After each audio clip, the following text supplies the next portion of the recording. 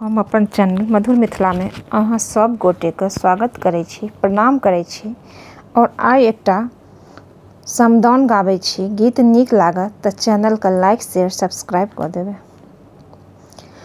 बड़ी रे जतन सँ सिया धिया पोसलहुँ, से हो रघुवंशी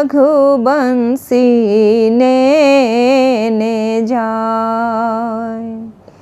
बड़ी रे जतन सँ सिया धिया पोसलहुँ,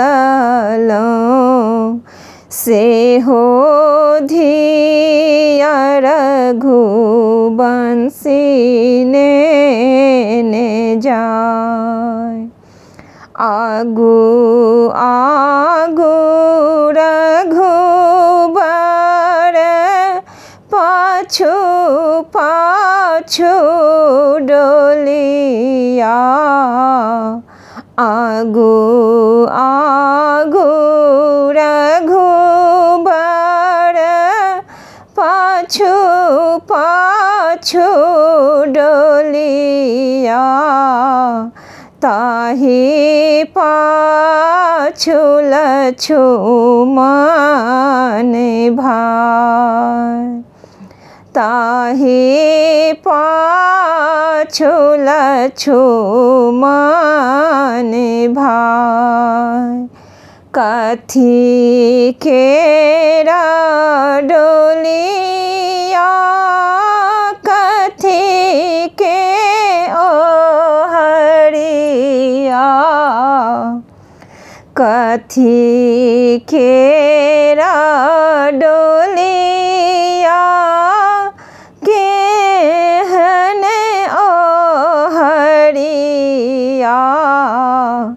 की लागी बत्तीसो कहार, की लागी गेल बत्तीसो कहार। चनन केर डोलिया, सबुज रंगे ओहरिया। सबुज रंगे ओहरिया। लागी गेल बत्तीसो कहार। लागी गेल बत्तीसो कहार। लाए दाए निकसल बिजु बने कहरिया।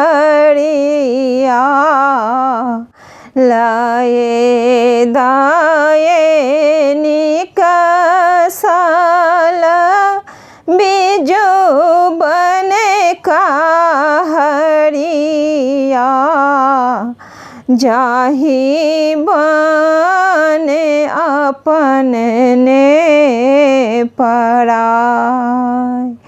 जाहि बन अपन ने पराय। केओ जे कानय राज महल में, केओ काने दरबार। केओ जे कानय मिथिला नगर में, जोड़ी सा बेजोड़ी केने जाय। केओ जे काने में मिथिला नगर में जोड़ी सांबे जोड़ी के ने जाय।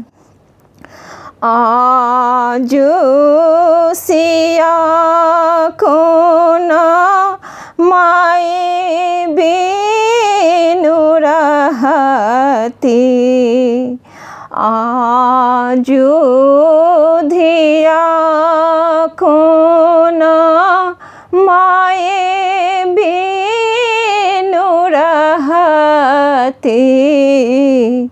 छने छने उठती चेहाय, छने छने उठती चेहाय।